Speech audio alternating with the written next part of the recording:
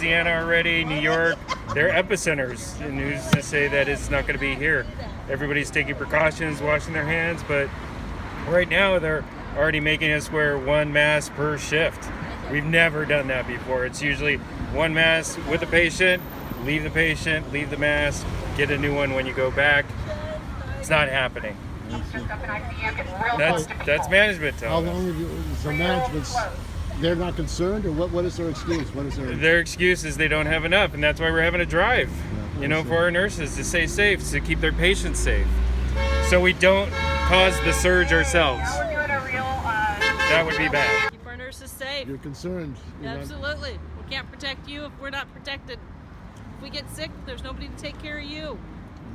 We're here to support our community to support us. And management, what do they say? Management is, they're being real quiet. We're not getting a lot of response from them, and they're saying they don't have enough PPE, and they're rationing right now, and they're not keeping us safe. They're lowering the standards, and they're denying N95s and masks to nurses that desperately need them to keep safe from sick people. My name's Holly Edson. I've worked at St. Mary's for since 2003, and I'm one of the California Nurses Association union reps for the nurses. And what we're doing out here today is collecting supplies from the community so that we can get the very best protections for our nurses.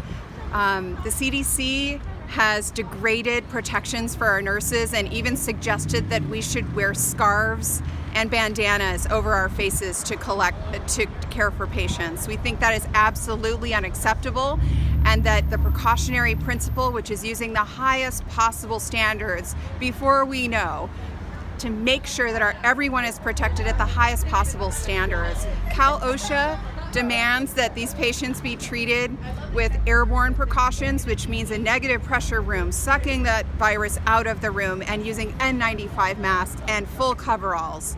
That's being done at other facilities, even here in San Francisco, but not at this facility. They've degraded down to the CDC levels, which is unacceptable in our view.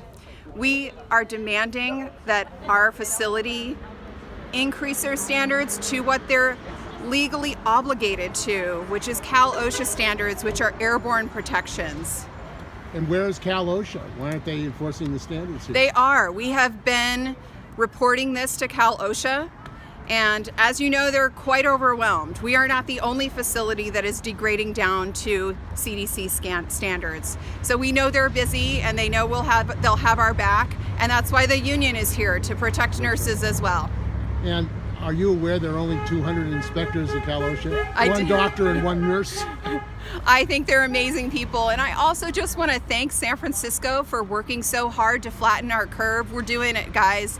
San Francisco has heart, and we're doing a great job. Please continue to shelter in place and help protect us and our community. And what does it say about our healthcare system that your fellow nurses and you have to collect supplies? So I am disgusted that a corporation that gives their CEOs hundreds of millions of dollars worth of benefits and bonuses per year would tell my surgical nurses to take unemployment before they offer to retrain them to help the nurses in ICU and ER that are doing overtime. I think it's absolutely disgusting that they think about productivity and the bottom line before they take care of our community and our patients. And this idea of private health care, is this the result of it?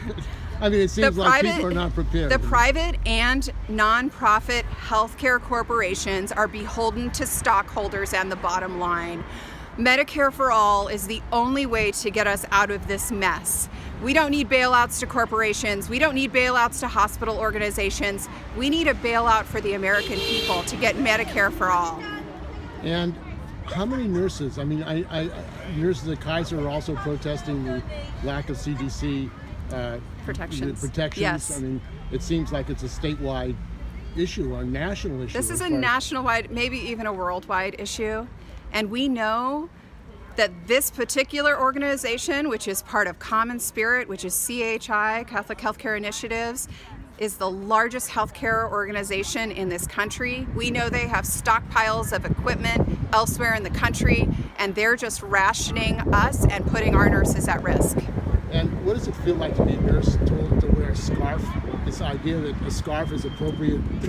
It's insulting. It's insulting. And it really feels like they don't care. Yeah. Feels like we're not being cared for. And the solidarity that's growing, do you think there's solidarity among healthcare workers, among people to deal with this crisis, despite the... You know, our nurses are amazing. The nurses on the front lines are the hardest working individuals I know. And as one of the most amazing nurses that I met up on the floor who's taking care of COVID patients, she said, we were trained for this moment. And the solidarity and the compassion and care from our nurses at St. Mary's, we are going to take care of our community, and we are going to do the best job we can with the resources we have. And President Trump has said that Easter is a time for families to get together and go to church. I think going to church online and the live streams are an amazing way to get together. And people do need hope, and people do need faith. But live stream it, don't get together. So what can people do who want to support you? People that want to support us can go to protectnurses.org and sign a petition to help encourage Congress to get us the protections that we need. And if you want, you can call CDC and tell them their protections have really degraded and they're not science-based if you choose to do that. My name is Fanny. I work in the acute rehab facility here in St. Mary's. So what's happening? What's going on? Well, it's just not enough protective gear for us nurses. If we have extra nurses, my unit does float to the medical surgical, the other units, and so we are also being exposed to that population who's really sick. And so the other patients Correct. who don't have COVID themselves may get contaminated. Yes. Why don't yes. you talk about what that means? Well, that means that, we're asking for ratios. We'd like to find out. We want to limit the staff that goes in and out of those isolation units. Therefore, and not have to go to another room that's not in isolation. It's just, and it's just, we need to just have better guidelines from our administration on keeping everybody safe. And why wouldn't they want to protect you? Because if somebody gets sick here, a nurse, the whole hospital could be threatened with I have no idea why.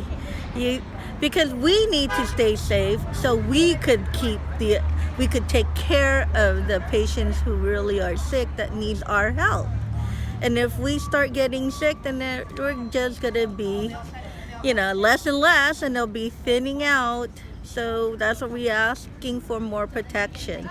We want to follow Cal OSHA's guidelines, which we need the N95 mask, number one, and then now and gloves, goggles, everything. They're just being very limited in passing out those protective gears. Okay, thank you. Thank you.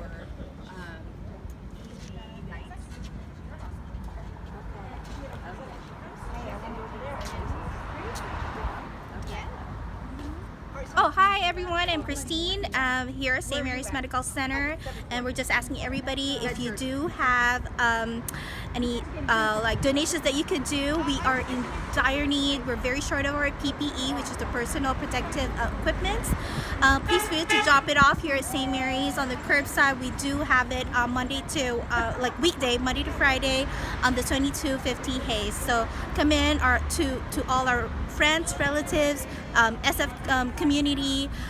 We do need your help. Thank you. And this corporation, they're a rich corporation. Why don't they have supplies? And they did say that it's coming.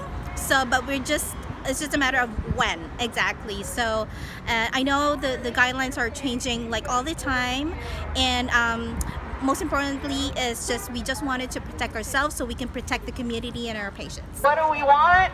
PPE! When do we want it? Now! What do we want? PPE! When do we want it?